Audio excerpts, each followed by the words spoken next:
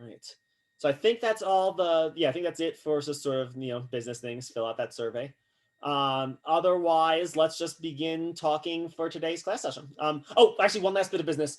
I graded all the daily assignments people turned in. I tried to give you some comments. I won't usually necessarily give you those comments, but I tried to at least give people some initial comments to give them a sense of how they were doing with it.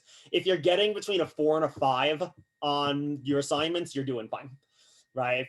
My assumption is that you'll sort of go four means, 5 means perfect, you did it just fine. 4 means, yeah, I can see how you got that out of the reading, even if it maybe is a little bit off. I can see how you got it out of the reading. So those are both good.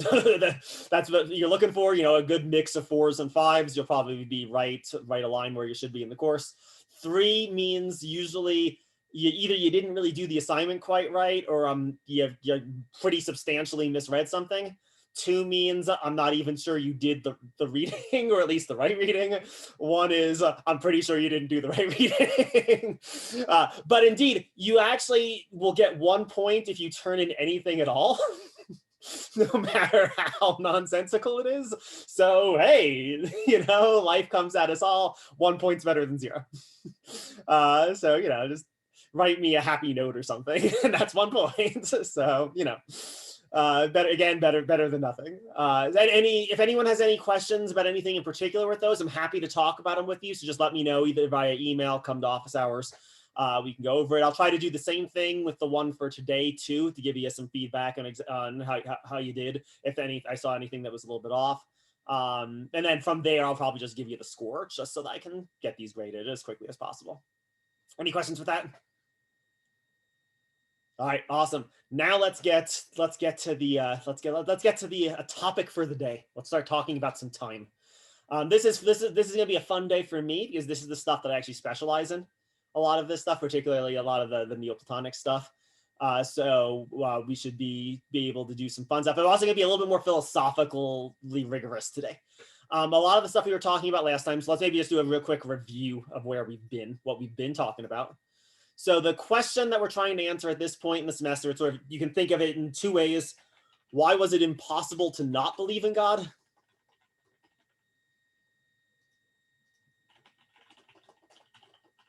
In 1500?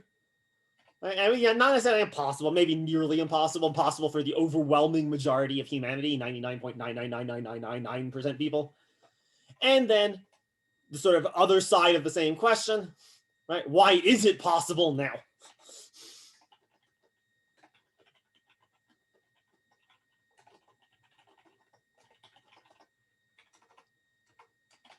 What changed over these 1500 years?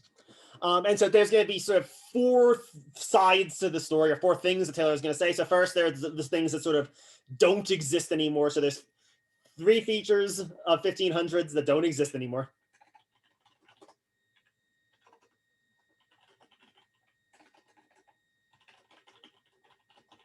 And we talked about 2 of these last time. So first of these was what we're calling the enchanted universe, or the enchanted world, right?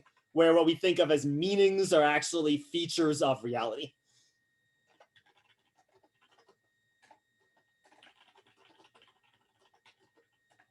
Not a feature of minds. So we can talk about certain spaces as being latent with sort of meaning, both positive and negative meaning, right? Both positive meaning, maybe you can get healed if you're in the place where a saint died. But also maybe negative meaning, maybe you could be possessed by a demon, maybe someone could place some sort of love, you could drink a love potion that sort of like ruins your soul. Maybe you're in a fairy glaive and you go, what we would say go mad, but they would say get touched, literally touched by these fey forces, by these sort of meanings that were features of the glaive, of the fairy glaive. We also talked about how when you're in this enchanted world, you also sort of see God in sort of the social structure of your society.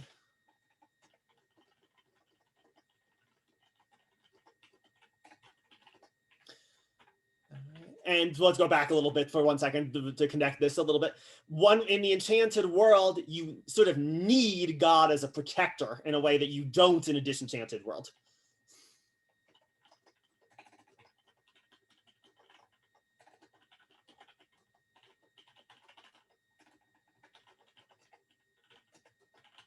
God ensures that the good meanings win and help you in your life.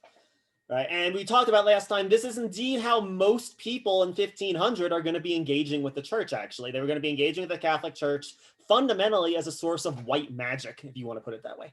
Right? And that gets us to this God as sort of part of the social structure of society, right? The rituals and communal practices that we take place in to keep ourselves safe as a community all are God-oriented.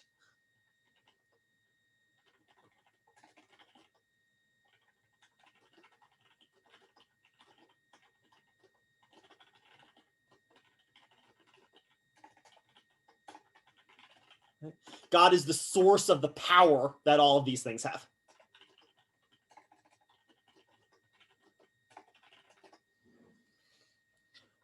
And so therefore, Taylor, he sort of he put it quite nicely. It would be like not believe in God in such a world is to be like as if you had a bunch of light bulbs and didn't believe in electricity, right? God is sort of the power that makes every facet of society run. And I really do mean every facet of society. There's these features that are really hard for us to wrap our heads around. This is going to be a little bit relevant to what we'll talk about today too. So this could be a good maybe way to sort of break in. Let's talk a little bit about monarchy, how the monarch was thought of, because it's super weird and not like I sort of joked last time. Game of Thrones way more us than it was Middle Ages. Middle Ages way weirder than anything in Game of Thrones. One way we can see this is the way people conceived of the monarchy and the kings, right? To say that the king has two bodies, that's something Taylor brought up today. This is to really mean something profound. You've all probably heard the saying, "The king is dead, long live the king." Right? You've all probably heard this. The idea of that is supposed to be that the king is a person, yes, but more importantly, it's a role sanctified by God.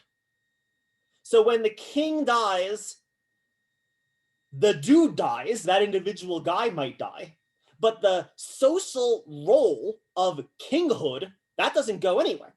And indeed immediately then becomes filled by whoever the new king was. If the king could actually die for real, right, that would mean the end of society. It would be chaos, disorder, everything would fall apart.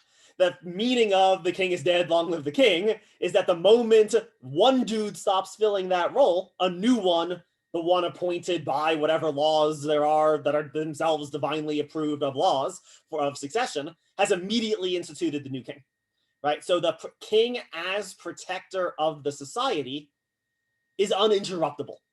It continues even through deaths of the monarch. Indeed, even if you had a corrupt monarch, or even if you had an insane monarch, nevertheless, the power of God working through that role, that figure, that is uninterrupted. Right? And so the whole system sort of like doesn't make you cut God off. All you would end up with is pure power politics. It would end up with Game of Thrones, right? People trying to kill the king to get to be the strongest. You would be amazed at how much that never happened. It happened in ancient Rome with emperors, but ancient Rome didn't have any of this stuff that we're talking about, right? It happened later, right? But that's when, again, all this stuff is gone. In the Middle Ages, monarchs didn't get assassinated. You read the Shakespeare stuff, which is right on this edge of it, right on this cusp of things changing. And like the few times when Shakespeare does sort of like talk about some sort of plot to kill the king, it's always in this almost like apocalyptic context where like this is the end of the world, actually, right? The line from Hamlet, right? Literally the time is out of sort, like the universe as a whole is out of sort because of because what's the story of Hamlet, right? The king gets killed by his brother so his brother can take the throne, right? Like this has not just disrupted the political status of Holland, I think, is or wherever Hamlet takes place. It hasn't just disrupted the status within that kingdom. It's literally thrown like the world into chaos by breaking sort of like what kingship is and the power, the divine power that's supposed to be working through it. So that's just sort of another example. Another example we can actually point to is the papacy. So you might, this might be a surprise to some of you, but the Catholic Church sometimes is really corrupt. You know who knew that? Everyone. This is not new. This would never have been news to anyone that the Catholic Church can sometimes be corrupt, right? That's actually not the point. The way that someone put it to me once, I thought it was really a really lovely way of formulating it. The miracle is that God is able to make it work, even using all the idiots in the church and working through them, doing the good works, right? Papal corruption is not new. Papal corruption. There during the Middle Ages, there were indeed a dynastic line of warrior popes, and I probably don't need to explain to you why that's a problem. If you think through all the parts of it, right? But again, this was not thought of as any sort of like existential threat to the Catholic Church, because the power from the Catholic Church comes from God. God working through these political institutions, which of course can be corrupt, of course can fall short of what they should be, and we should try to maybe reform them, make things better. But that's not an existential threat to the church, right? The power of the church doesn't come from the Pope, it comes from God working through the Pope, right? Or it doesn't come through the ecclesiastical hierarchy, it comes from God working through the ecclesiastical hierarchy. And so those are just some more examples of what we mean when we say that just like God is everywhere and sort of how the social fabric would have been conceived of itself. All right, so that was our review from last class. Any questions, thoughts, comments about anything at this point? Awesome. So let's start going into some new stuff then. So there is also one other feature Taylor argued of this sort of 1500 that made this idea of God not existing kind of just being inconceivable. And this third feature was a particular way of understanding time and the cosmos. Today we're going to distinguish how a cosmos is different from a universe. So we'll distinguish what those two words mean. For now, you can just read them as synonymous.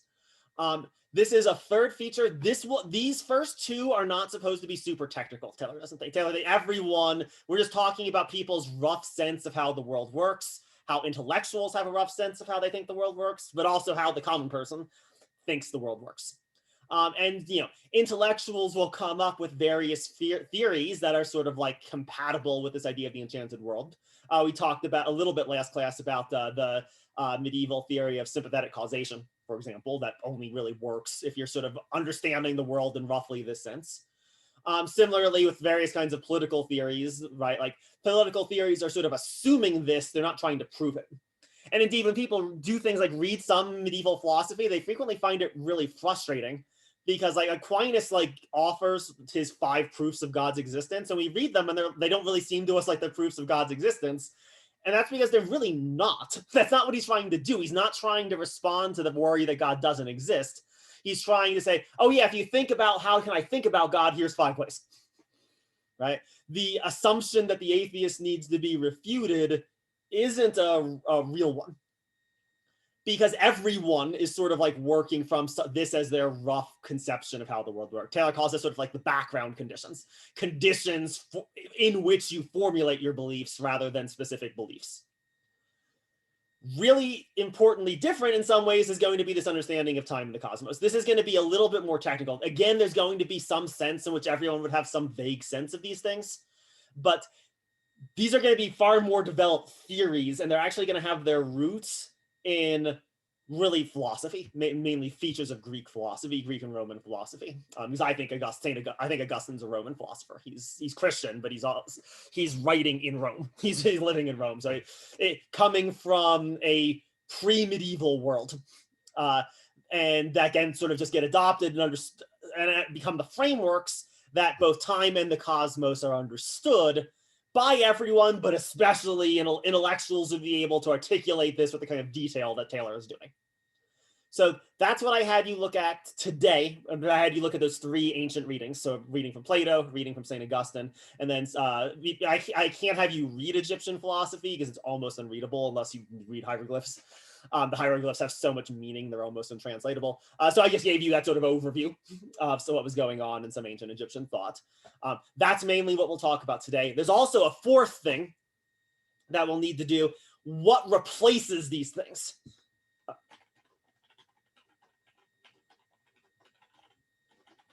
Right? Because Taylor doesn't think it's enough to just say, well, these things went away and then all of a sudden people don't believe in God. These three things give us a very clear conception of the world. What conception replaces it?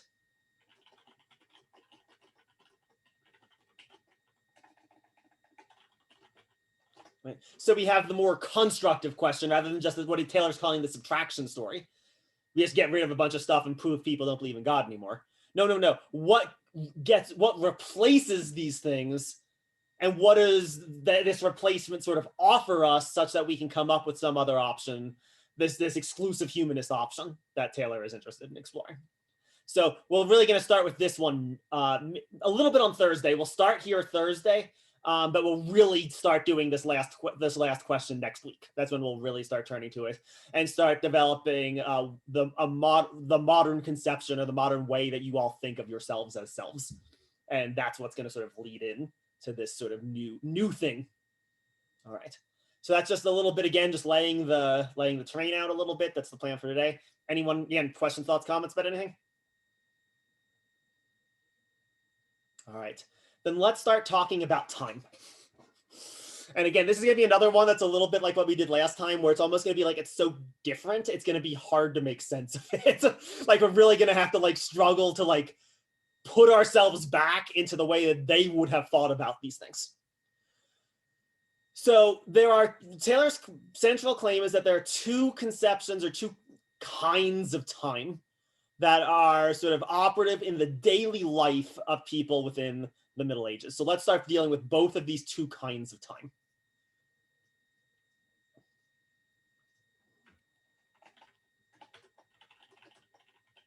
All right, so the first one is the kind of time that you're perhaps familiar with, though you're not aware of this as a kind of time. This is just what you think of as time, right? So, okay, this is what we're going to call secular time. And the reason we're using this word secular, Taylor's super uncomfortable with using it here because he already has given three other definitions of the word secular. Now we're adding a fourth one in. This is actually what the original Latin word secularum, this is really what that original Latin word meant. So that's why he wants to include it. This is sort of the original meaning of the word secular.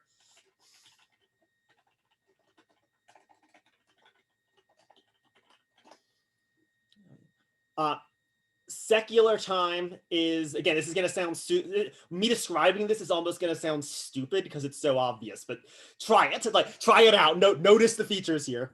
All right, so this is the sense of time in which one thing happens after the other thing.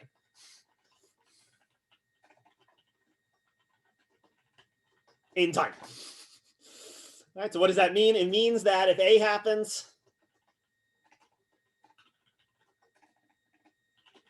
then B happens, then C happens. So again, whatever these things are, doesn't matter, right? Make it, I pick up the pen, I drop the pen, I scratch my nose, fine, all right? Then A happened farther ago in the past from C than it did from B.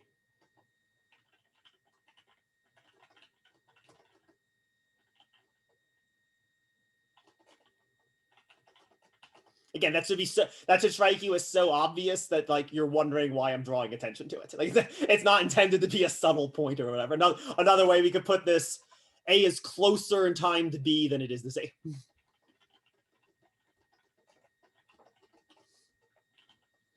And vice versa. And the opposite is also true. Again, the hope there is that all of that is supposed to be so obvious that, again, it should be like, it's weird to even explicitly say it.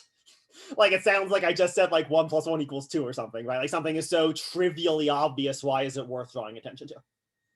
Right. So the sense in which this is sort of normal time, the time in which you normally live your lives. Think of it like that. Right. Okay, what's the alternative then? Like we said, that's one of two ways that time got thought of. What's the other way? The other kind of time Taylor calls higher time. All right. Higher time is way harder. It's going to be way more confusing. But let's define it just in sort of its broad structures before we start talking about these three different conceptions of it that Taylor gives. So in higher time, it is not necessarily the case. Basically, this last thing is not necessarily the case. A and C can be closer together to one another than they are to be. Even though, via secular time, B was closer to A.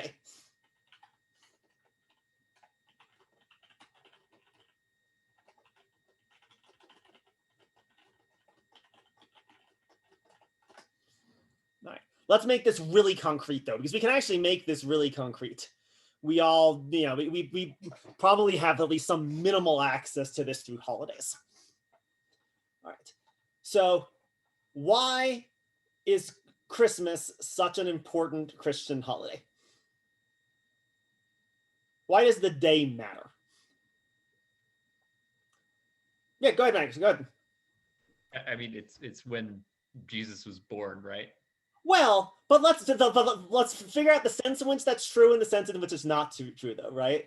Because, so Christmas, what like a month ago or whatever, right? Like certainly Jesus wasn't born that day, right? Like he wasn't born like December 25th, 2020, right? And indeed, actually, we all know, of course, Jesus wasn't actually born December 25th anyway. That was actually the feast day to the god Uranus in Roman and pagan Roman practices. And so it just sort of got adopted as a day to the reason. But yeah, but in some, so Jesus wasn't born in that day in that sense, right? Like we all know, when was Jesus born? He was born however many, 1 AD, that date 1 AD. You followed up though?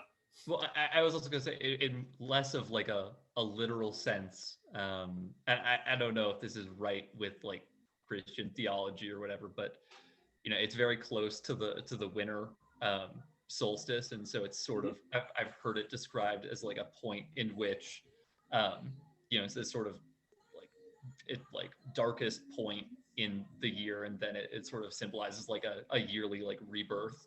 Yeah, right. The light entering into it, sure. Yeah. Sure. So yeah, that's fine. That's a little bit taking up from the pagan meaning, because that's why we had that feast day then, because it's like kind of the suckiest part of the year. Brittany, go ahead. What were you gonna say? Oh, I pretty much just typed it into the chat. Yeah, essentially that it made the transition from pagan practices far more simple, and it was less jarring as a result. And it's one of the reasons why you can see in some religious practices to kind of trace it much easier to certain like the creation myth in of Norse mythology. For example, certain pagan practices, with the tree and everything. There are very different, two very different veins of that, and one of them is because of Snorri Sturluson, who wrote the one that was a little bit more Christian in nature, and two, you can see kind of missionary influence and such as well. So that was kind of one of the things to me, and many of the traditionally Christmas traditions, from mistletoe to gift giving to the actual tree itself, those are all pagan in origin. So you're all being very modern. You're doing, which is what you should be doing. You're all moderns. So you're all being very modern with these answers. Let's try to get less modern. Let's get weirder.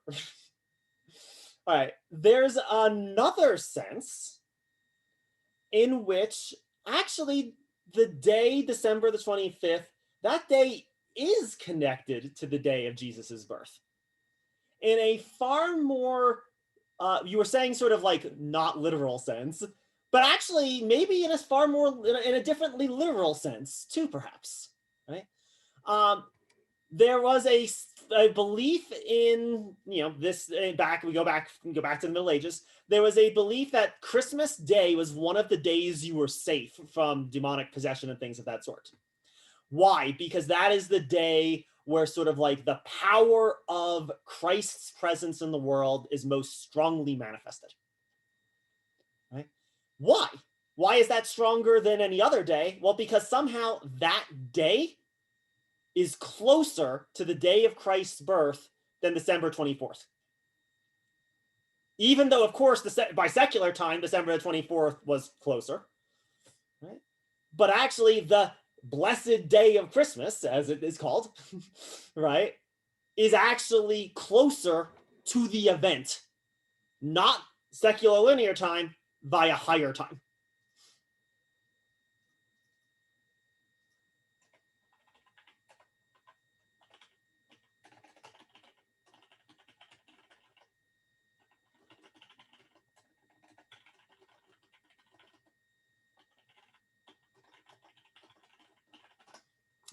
And that is what it is to sort of celebrate it as a kind of holiday. I mean, literally, what's a holiday? A holiday is literally a holy day. That's what the word literally means, right? Like, so like literally, why it is a day that is more holy than the other days. And someone was asking, is this because of numerology? No, it's not because it was on December the 25th. That doesn't matter. That's why it doesn't even matter if Christ was actually born on some different day. It's beside the point, right? Whatever day was recognized as the church as the day we celebrate it, that day is literally holy. It's a holy day, a holiday, right? Similarly, Easter or Good Friday, right? Or whatever other sort of like crucial day. On those moments, on those days, we are closer to the day that is being celebrated. Birth of crisis. See if I can learn to write. There we go. Okay. And these, of course, being with respect to the crucifixion and the resurrection.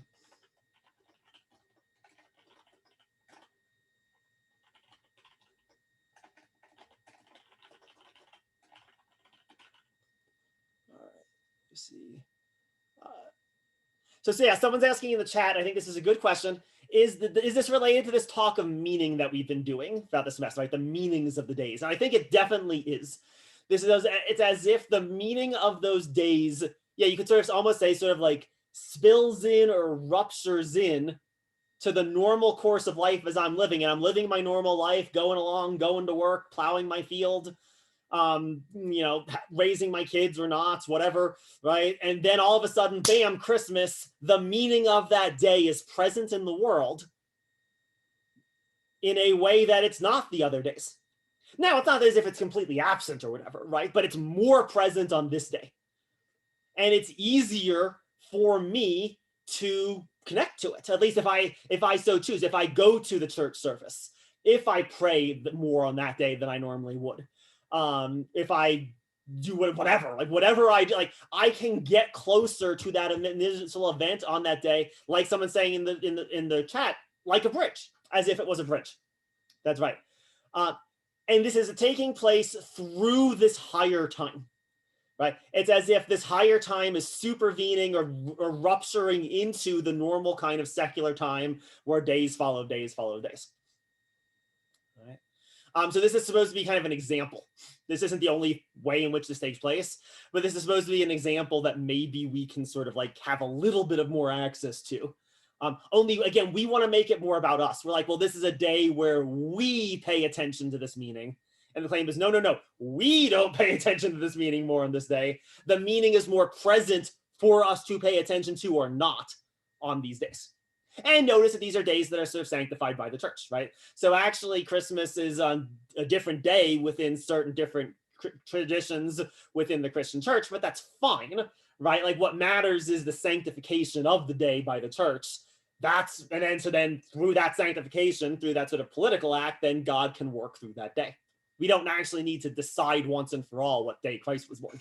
It would sort of defeat the purpose. It's nothing special about the actual literal day. What's special is the way in which God is sort of like transcending or transgressing the secular time with a higher time.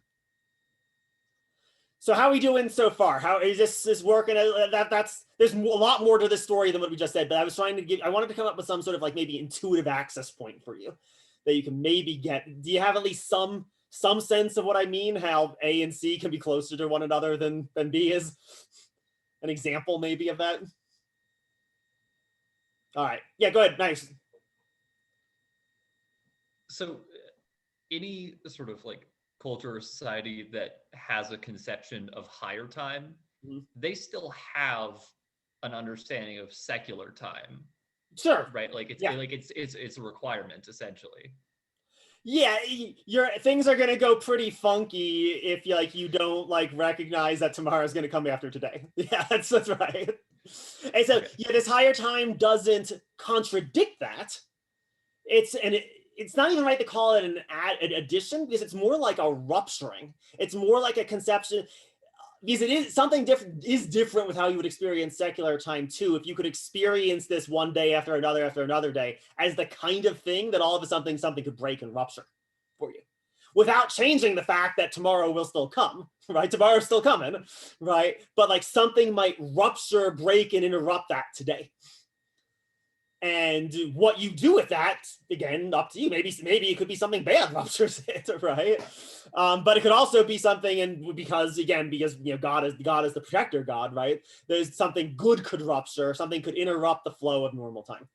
The original distinctions between sort of like secular, the original distinction that people drew back during this time period was between the secular vocations and the religious vocations.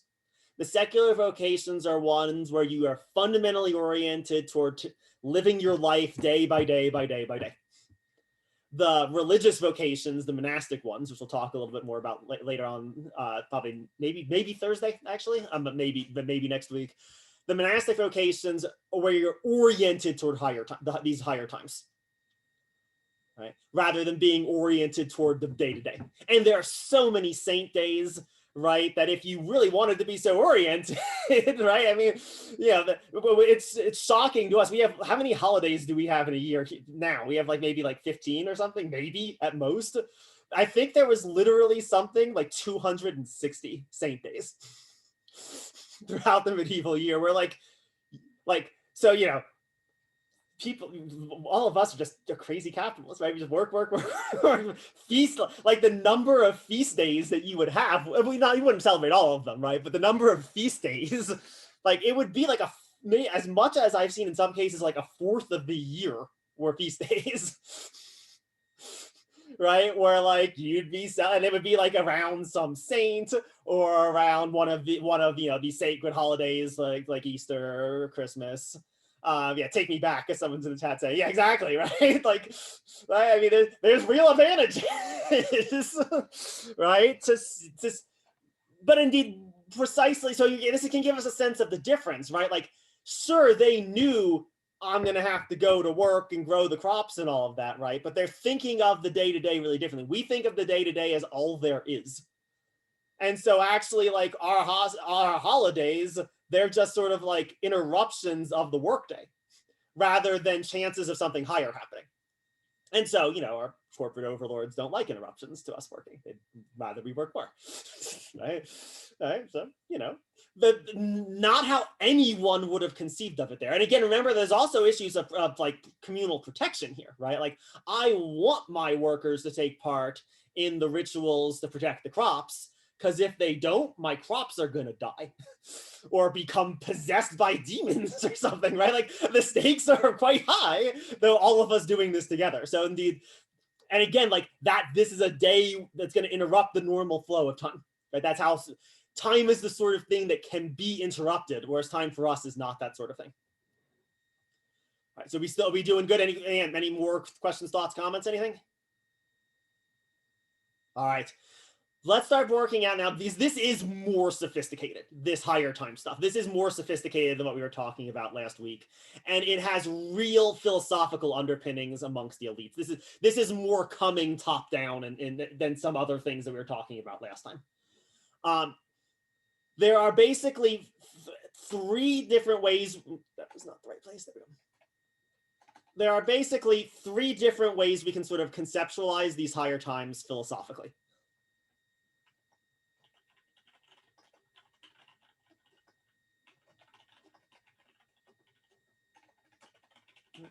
Right. We could also call these three different kinds of eternity, though some of them are going to sound more eternal than others. Like you could read these as just three different accounts of what eternity means. That's fine. You could read eternity as one of these. There's two of them, and doesn't matter. We're talking about different higher times. They're all going to be a kind of eternity or atemporality. The word eternity literally just means atemporal. Right? A sort of a rupture of the normal secular structure of temporality. So that's what we're going to talk about now. And now we're sort of going to need to get into some of the more sophisticated philosophical theories. So let's actually start with, I don't know which, they're all pretty challenging to us in their own different ways. So I guess let's just go in Taylor's order. Let's start with the first one. This is the Platonic Greek philosophy conception of time.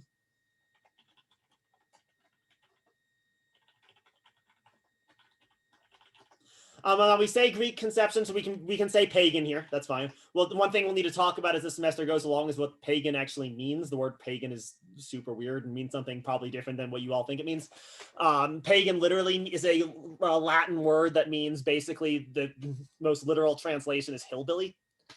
That's actually probably the most literal translation of the Latin word pagan, or paganus. Would be something like it means like basically like backwoods people. Unsophisticated people. And where the word comes to be associated with traditional religions is once the Roman Empire Christianizes, that has a huge impact within the cities, but in the more outlying parts of the Roman Empire, people just kept doing whatever it was that they were doing before. So worshiping whatever gods that they happened to have been worshiping in the past. So this is a super weird word. We're going to need to talk quite a bit more about it. But when I say that this first one is going to be sort of pagan in roots, that doesn't mean it's not adopted by Christian sources.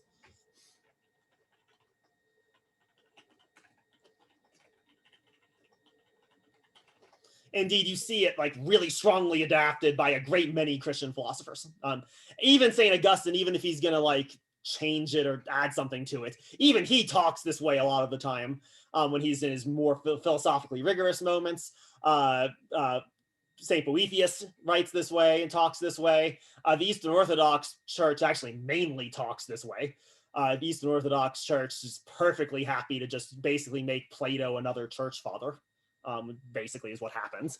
Because, you know, I mean, there are lots of non-Christians who are church fathers, like all the Jews. Who are church fathers, right? So if I just have Plato be one of them as this sort of source, at least. I mean, they wouldn't go that far as to call him a church father, but like at least like there are a lot of the first generation of church theologians that are basically Platonists, that are basically students of the Platonic schools. Okay, what is this first one? So this is the view that true reality is not in time.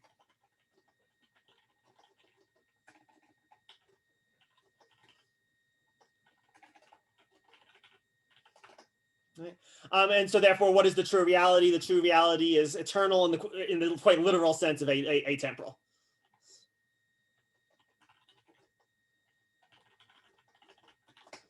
It's atemporal as such, it's unchanging. And what do we mean by this? We mean it's unchanging. We mean it doesn't come to be or pass away.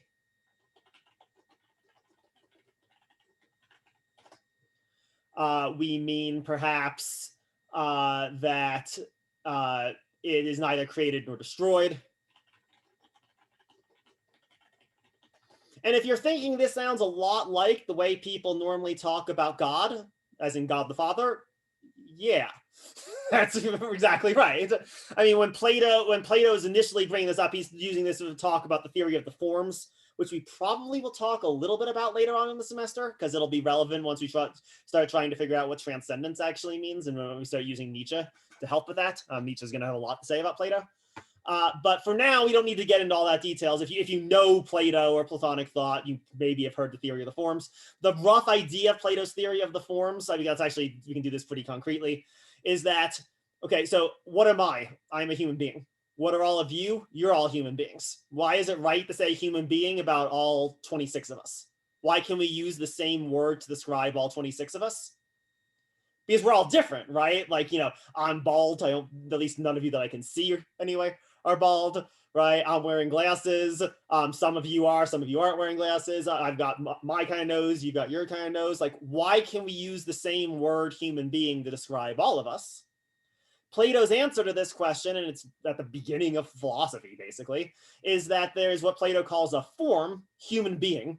So what it is to be human being, and all of us participate in or reflect or resemble that atemporal what it is to be human, that form human being. And so that's why it's appropriate to call all of us humans. We're all humans insofar as we are like or resemble humanness itself. The form of humanness itself. And that what it is to be human, that's not going to change, right? That's static, right? Whether or not I live up to that form might change, mainly when I die. If you kill me, then all of a sudden I am no longer going to resemble that form. Or maybe if you genetically, I mean, Plato wouldn't have thought of this, but if you like genetically splice shark DNA into me and I grow fins or whatever, then the extent to which I am human has indeed diminished. Right? And maybe even talk about it being destroyed altogether, perhaps. But what it is to be human, that doesn't change. That's why we can say that I'm no longer a human being, because human being is sort of this eternal standard that we can check things against. Similarly, why are you all able to say dinosaurs don't exist anymore, that the dinosaurs are extinct? There are no dinosaurs. Well, because what it is to be a dinosaur, that didn't go anywhere, even though all the dinosaurs did. So we can now look around in the world and say, hey, is this a dinosaur? No. Is that a dinosaur? No. Check everything out. Turns out nothing is a dinosaur. We can only do that, though, because what it is to be a dinosaur, that doesn't get destroyed when all the dinosaurs did. That's the kind of eternity we're talking about here in this sort of Platonic conception. And that's the sense in which Plato thinks these forms are more real than the objects that instantiate them to whatever extent. Again, we'll talk about that a little bit more later in the semester. This is supposed to just be a really rough shot introduction to ancient philosophy. If you've taken ancient philosophy with me or with anyone else, you know this story goes much deeper than I'm making it seem, but this is at least trying to give you just a very rough impression of it at least, right? Okay, just make those forms the mind of God, and you got the Christian concept. You got the Christian transformation of this.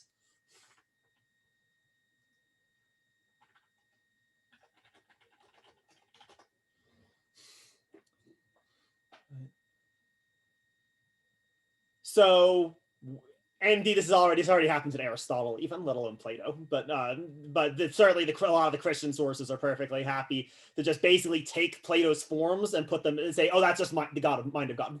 Bam, perfect. Okay. So the sense here is we have one sense of atemporality, right? And this sense of atemporality is sort of like, it's actually rupturing into our normal sense of time constantly, right? Like right now, the atemporal form human being, it's right here. Me, like I'm pointing to it. Now, it's not exhausted by me because it's also, there and there. I'm pointing to all the little squares on my Zoom thing, right? That it's also right there. So it's not bound by any spatial location, but it's also not bound by any temporal location either, right? And so it is atemporal, right? And so if human beings, you are connected to all human beings, even ones 10 million years from now, if there still are humans 10 million years ago, because you're both participating in the same atemporal form. Right. How are we doing? We doing okay with this? We could go a lot deeper. That Plato, the passage I had you read from the Timaeus is not easy, right? But let's turn to that a little bit now. And again, we're just broad brushstrokes here. We're not trying to get super in depth with any of this. But broad brushstrokes. Let's talk now about how are these two senses of time are related to one another. Secular time is the moving image of this kind of higher eternity.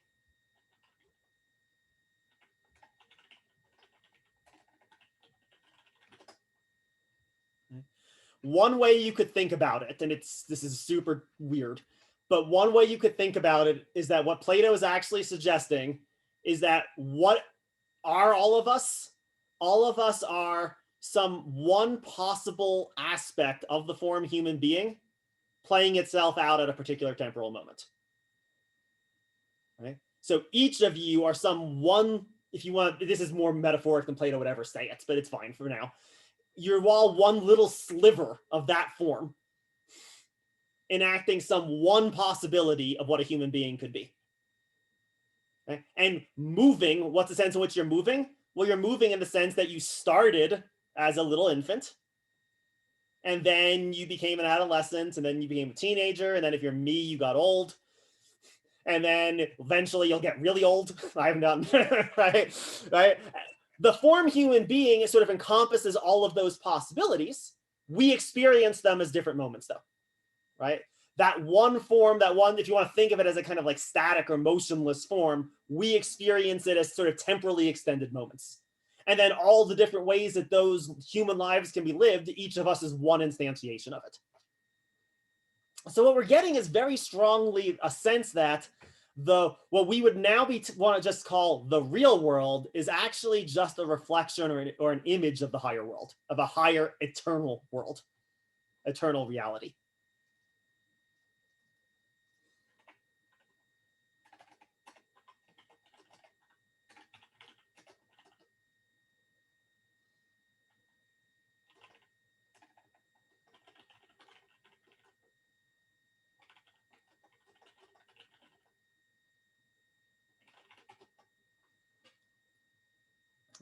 And so if you have this understanding, you're just gonna have a really different.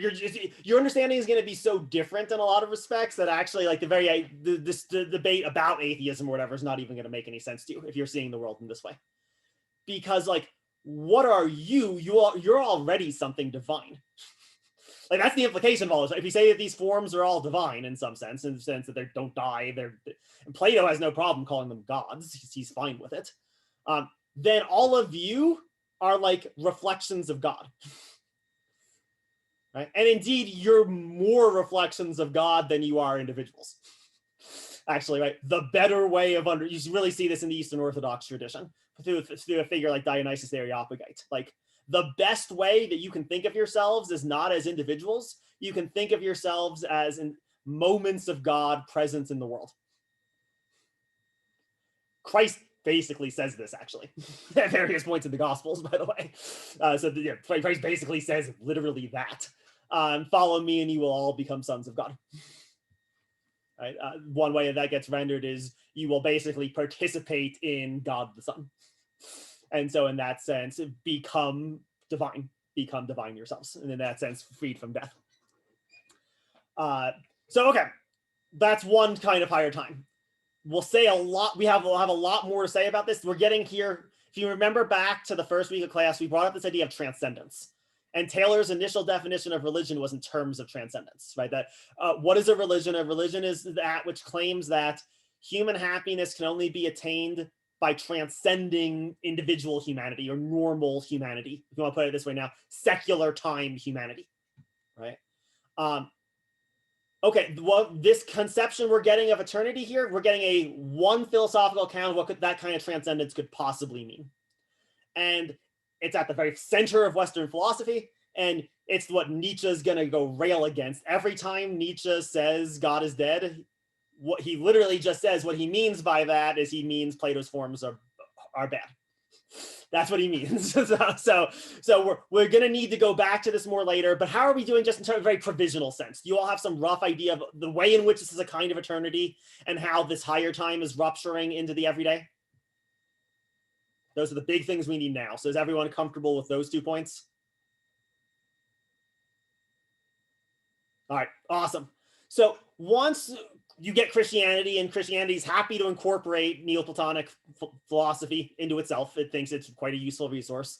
But there is one issue. The impression you get from a kind of Platonic way of looking at the world is that like the world of time is kind of like deficient or a second best in some way. Right, that it's kind of a copy, and like you shouldn't really like think of yourselves as temporal. You should more like identify yourself with that which is highest within you, so the sense in which you're like the form rather than like worry so much about the day-to-day of time flowing. Christianity can endorse that to some extent, but it can't wholeheartedly endorse it. Why? Because of the incarnation of Christ. Right. So in case, for those of you who are not super familiar with Christian theology, the actual claim of Christianity is that God literally becomes a human being in time.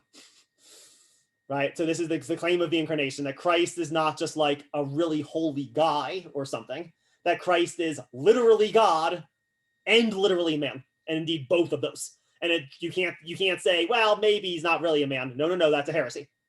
Right? That was condemned. That was condemned very early on. No. The central Orthodox Christian claim, fully God, fully man. And so you at least need to complicate the story more than you would in a kind of pagan account, where you don't make that claim. Time is going to have to be more real, and it's going to have to matter a little bit more than it seems. And it also has to be capable of supporting the presence of God within it. right? I mean, in a sense, on the Platonic view, God's here all the time. It's here as me, it's here as you, yada, yada, yada. But Christ's not that.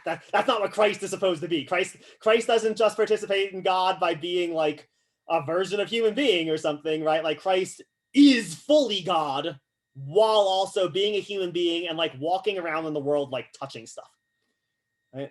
Like normally God is not something present in the world, Christ is.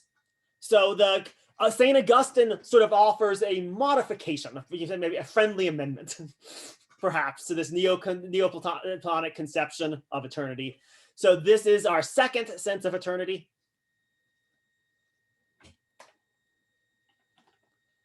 The eternal instant.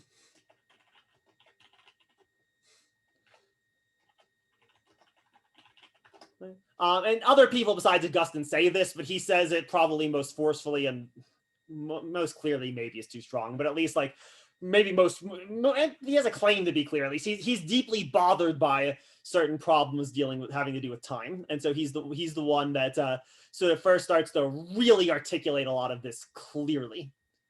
This is, just so people know, this is more a feature of Catholic thought than it is of Eastern Orthodox thought. You don't really see Eastern Orthodox thought mainly seems to just do the first kind of eternity and maybe a modification of the third kind.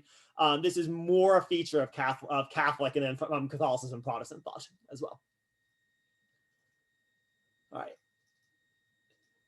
So in this case, St. Augustine's starting point is more our normal experience of time, which he wants to say is way weirder than it actually seems.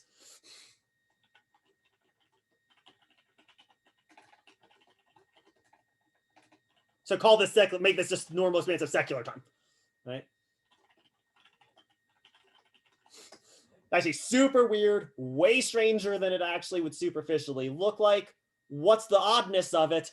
Well, okay, you all measure time, right? So like, what was that, like 3 seconds, something like that? Right. How did you measure that? What are you measuring when you measure that? Because let's say I wanted to measure, I've got a handy dandy ruler here actually. I wanted to measure how large this book was, right? I can do it with my ruler. Why? Because all of my ruler and all of my book, they both exist, right? Like they're both like present. So I can like take my ruler, measure how large the book is, because all of the book is right here to be measured. But do it again. Okay. The thing that I'm measuring is by definition never present at the same time. The initial snap happens, goes away, time passes, ? And then another snap happens. What ruler can I use to measure those two things? It's not like that, like this ruler, the space ruler only works, right? Because all the points in space are present at the same time. Someone's suggesting that could the answer be silence? And Augustine does consider that possibility, but the problem is silence is an absence. How are you measuring an absence? Like, what does that even mean to measure an absence? Like, I can measure a presence, right? That makes sense, right? So measuring space seems easy. Measuring space isn't a challenge. But literally, when you're measuring time, you indeed are almost measuring silence. You're measuring absence, right? Because each moment passes away into the past. And so Augustine is deeply troubled by this. He is utterly baffled by what time is. And his conclusion is indeed, as someone in the chat is suggesting, is that time is measuring the mind rather than measuring space. And what he means by this is that what is taking place in time, or rather maybe what's taking place in our minds, but see, these two things are connected. What we are doing when we recognize the passage of time is we are holding together moments within our mind.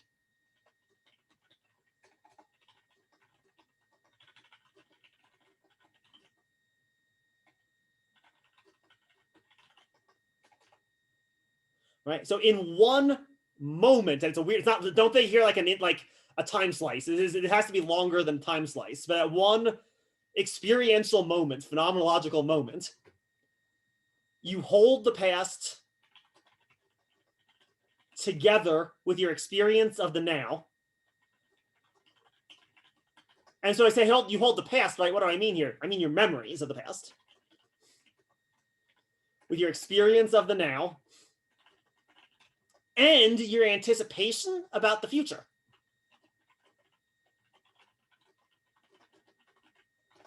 You've all probably had this experience with music, which is actually an example that Augustine uses, where like you're here listening to a song and you like know what the next note's going to be. Even if it doesn't play. And then like if it doesn't play, you're like, what just happened? What's the next one? Like that's actually what Mozart was great at. Weirdly, Mozart, like one of Mozart's genius, he played little jokes. I'm not a huge music person, but I've been told by people who really know music theory is that what Mozart's genius is that he basically just played jokes with his music. Like he'd like set up a musical expectation and then thwart it.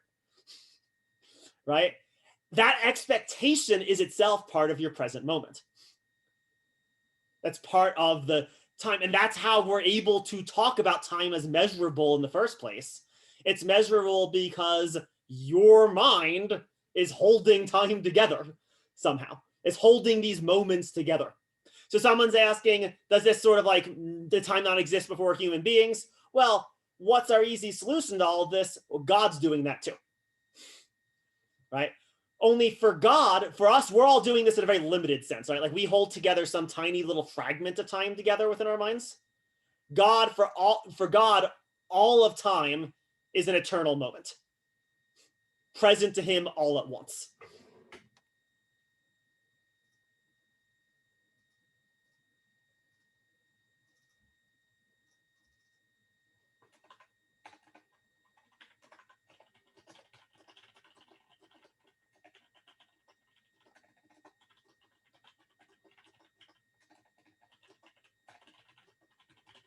And so the way Augustine talks about it is that we can sort of like metaphorically understand why that would be like from our own experience. Like we have the experience of doing some tiny version of this when we sort of group together our past and our future together in a present moment.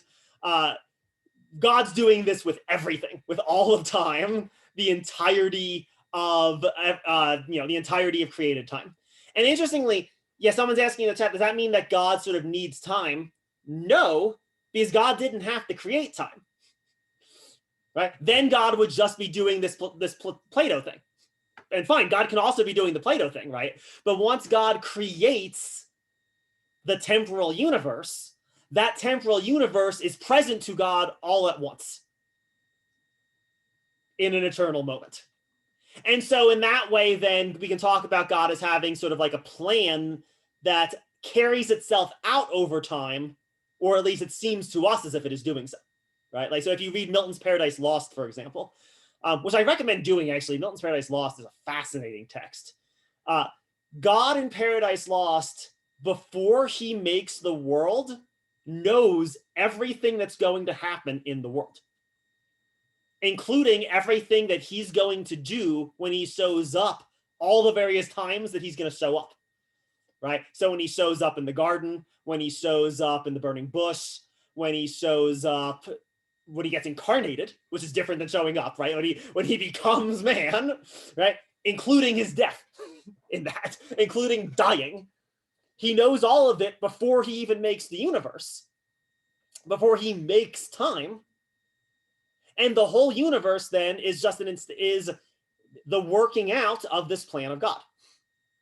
Right? And that's how Milton has it. Like, so at the moment that God is creating the universe, he's also like talking to a bunch of angels, explaining how that Adam and Eve are going to sin, that original sin is going to become a thing, and that eventually Christ is going to have to be like crucified on the cross. He explains the whole thing before he even makes it, right? And once he makes it, he makes all of it all at once, and it's all present to him as this kind of like eternal now. Right? But then he can sort of like jump in at individual moments and play his role too. Say by being incarnated, say by showing up in the burning bush, say at the end of days, if need be there. Yeah, Magnus, go ahead. So how would we talk about like that sort of state of affairs within this worldview as like a creator of time and then things happened before Yeah. time was created, which presupposes like time. Like I don't know how do you even go about talking about that? Like what's Yeah. the right verbiage? Yeah. So, and Augustine's deeply worried by it. Actually, even in what I had you read, there's actually a time when Augustine himself like worried about how he was talking and if how he was talking was making sense. So the way that the way philosophers do it, right, is very different from how Milton does it. So how Milton does it in story is the pre-time is just some more story time, right? So it's just like a time before time or something. And yeah, philosophically, we shouldn't be satisfied by that. Philosophically, we shouldn't like that. The way that, like, say, like Aquinas deals with this is that we can talk about God's atemporal activity as being prior to the temporalized realization of that activity. So it's a distinction, but so it's a priority or a causal distinction that gets drawn between God as eternal act and the temporal unfolding of that act through the creation of the universe, where time is just then things that happen within that universe. It's like an ontological sequence. That's right. As opposed to a temporal sequence. That's right. Yeah, it becomes a kind of ontological or causal, and frequently both of those are the two senses in which it gets described as an ontological priority and a causal priority. Okay, that makes sense. Rather than as a temporal one, yeah. Now, when Milton's writing a story, and when Genesis or whatever, right? Like when you're writing a story, stories are temporal, right? So the story is going to have to, the mythologizing of that will have to make it seem as if there was a time before time. But the philosophers, the theologians, they understand it more as ontological and causal priorities, priority relationships, rather than a temporal priority relationship. Awesome. Good. Any others with this Augustine stuff? Again, what's the big picture? We'll hit some of this stuff more later on, but the big picture for our purposes, right? This is another example of where the higher time is rupturing. So the time of God having grouped everything together. When God enters the world, he ruptures the normal flow of events, right? He's both in that flow of events and beyond it, outside of it, and drawing us beyond it, outside of it too, right? Like the original understanding of the sense in which the human soul was immortal is not heaven. That's a later development. And it's more actually playing with pagan mythology than it is anything else. The original understanding of the early Christians of the sense in which they were immortal is they are immortal insofar as through taking part in Christ, they are taking part in God's eternal plan, and so therefore becoming eternal themselves, becoming no longer subject to death, because what they are part of no longer dies. It is outside the order of time. Eternal, deathless, undying. Right, so people good here? All right, then let's do one last one. We're not going to get we may not get to the cosmology stuff today, actually. We're closer to the end than I thought we were going to be, but that's okay. We'll do the cosmology stuff on Thursday, if need be. So let's just do the last sense of eternity. We have the founding moment sense of eternity.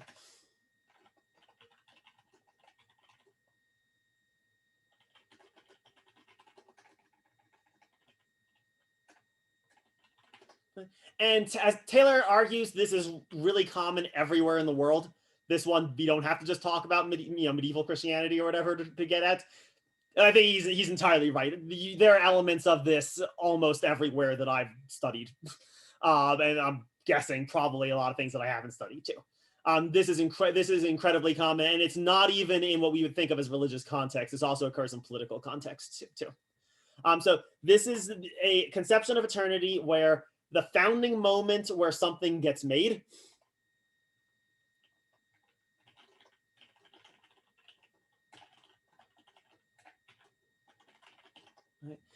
in a sense contains the entirety of what the thing is going to be.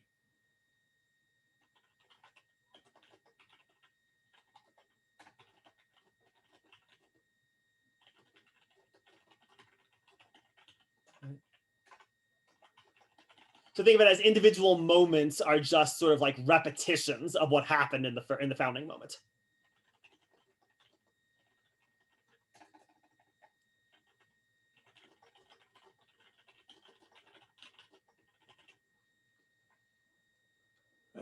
And so we can think of this with I wanted you to read that piece of African thought. There's another example of where this sort of takes place. Right, like when Ra creates the universe, this first occasion, right? That's literally, we mean first occasion in the sense of it's the first moment of time, if you want to put it that way, right? It's more than just one moment, though. It's like a window. And everything that's ever going to happen basically happens in that window, right? Including, like, if you read Egyptian mythology, like, including, like, the emergence of the first evil when Set murders Osiris, right? But then also the overcoming of that when Set's son, when Osiris's son puts him back together and punishes Set, and the cosmic harmony is restored. Like, everything that's ever going to happen happens then. And then we just repeat that over and over and over again, right? Those moments play out again and again and again throughout time. So all we need to do to live well is to live more in line with that, you put it this way, the good parts of the first occasion, right? Like, we need the harmony that existed then, that should be the model for the harmony we try to manifest now. And even where that harmony isn't realized, that possibility comes from the first occasion too, right? And so the promise of our eventually restoring harmony to our society, that was also guaranteed in the first occasion.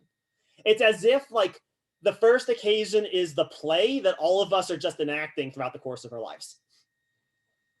You know, all the world's a stage and we're all merely players, in a quite literal sense, that, like, the only story that's ever going to get told was that first occasion. And then we just fulfill some moment of that in the course of our own lives. Again, you see this a lot in Eastern Orthodox thought. Some elements of it in Catholic thought too, but you especially see it in Eastern Orthodox thought, where, like, Dionysius the Areopagite at one point is like, you know, really the only question you need to ask yourself is, what character from the Bible are you? Are you going to live a Moses life? Are you going to live a Judas life? Are you going to lead King Solomon life? Or are you gonna lead, you know, life of an idiot that ruins everything from the Bible? Like, I mean, like, what Bible? Like, in the sense that, like, that the biblical, particularly the Old Testament stuff, gets talked this way a lot, where, like, that was almost like the first occasion. That's like laying out the foundation of things, and now you need to decide, like, how you're going to imitate that, or what part of that you're going to be in the course of the ongoing flow of events in your life. And again, this is another sense in which this higher time is rupturing into the lower time, right? Like, all this lower time, the day-to-day stuff is repeating some part of the higher. And so when it becomes Christmas, right, like, we can, all of us, like, repeat the Christ parts, the birth of Christ parts, and or at least, like, care about it. Like, it comes around. This view is closely connected with sort of cycles, that things sort of, like, cycle in terms of these sort of founding moments. You see this a lot, actually, weirdly, in medieval political treatises as well. There's a sense that, like, there's sort of like a prehistory of the establishment of the English crown, and all England's been doing ever since is sort of like repeating that establishment, repeating the sort of, you know, so the Arthurian legends say, right? Where, like, that becomes this sort of, like, paradigm that then, like, the modern state models. It models either well, at which point the state flourishes, or it models poorly, at which point the state collapses, right? Or falls into disarray until things turn back around the other way. And so again, the normal flow of events is getting disrupted. The past is present in a way that would be inconceivable to us. And so the way that in the piece on Kemetic Egyptian thought put it, right? Like, when an Egyptian layperson would, you know, pray that their deceased ancestors come join them for a feast, they're not speaking metaphorically, right? Like, they're thinking of their community as spreading back to the past and forward into the future, all of it just as this repetition of this one thing. And so together and harmoniously oriented with this one thing. So even though the relatives are literally gone via secular time, they're present via the higher time, right? Via the way in which we're all just doing the same story. I mean, think over and all just doing the same events over and over again. All right. So we're at the end of the class session. So 3:15. So anyone needs to go, obviously, feel free to go. If anyone, I know that was a lot of way denser stuff than we've talked about so far this semester. My guess is you all have questions. So if anyone wants to stick around for a few minutes and ask some questions, we can do that. Happy to do that. Also, we'll pretty much just pick up right here next time too, because we didn't even get to the cosmology stuff yet. So we can also save those questions, write them down because you'll forget them, bring them with you, and we can talk about them at the beginning of class too. All right. So if you need to go. If anyone wants to stay in chat though, happy to stay in chat for a little bit.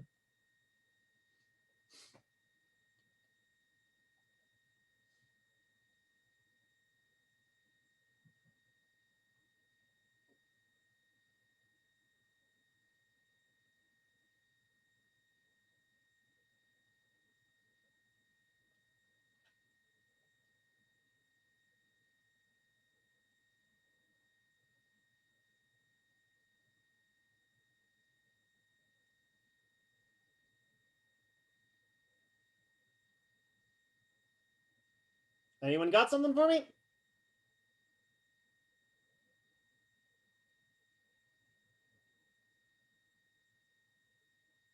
All right, I'm going to call it